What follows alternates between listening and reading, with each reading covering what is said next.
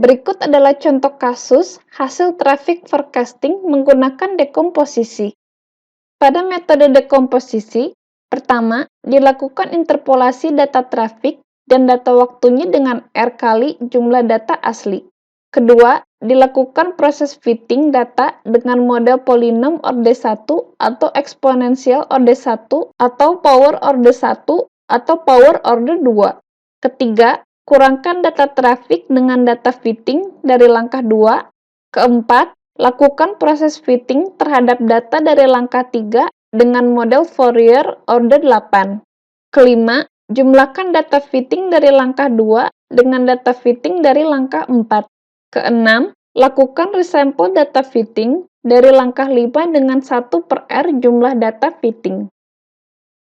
Langkah 1 dan 2 pada metode dekomposisi digambarkan pada grafik pengambilan trendline dari data. Langkah 3 dan 4 digambarkan pada grafik error yang dihasilkan dari pengambilan trendline. Dan langkah 5 dan 6 digambarkan pada grafik pengembalian pada trendline semula. Berikut adalah grafik yang menunjukkan hasil peramalan dengan Advanced Fourier orde 8.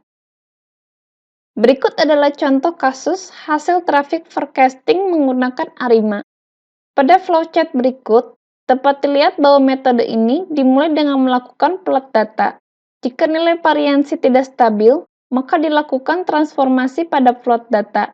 Jika nilai variansi stabil, maka dicari nilai AC atau autocorrelation dan PAC atau partial correlation. Jika min yang diperoleh stasioner, maka dilanjutkan ke tahapan pemilihan model.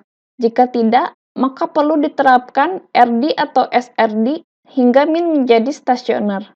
Selanjutnya, dilakukan estimasi nilai parameter. Jika sisanya masih saling berkorelasi, maka dilakukan perubahan model. Jika sisanya masih saling berkorelasi, maka dilakukan perubahan model. Jika sisanya tidak saling berkorelasi, perlu dinilai apakah parameternya signifikan dan tidak saling berkorelasi.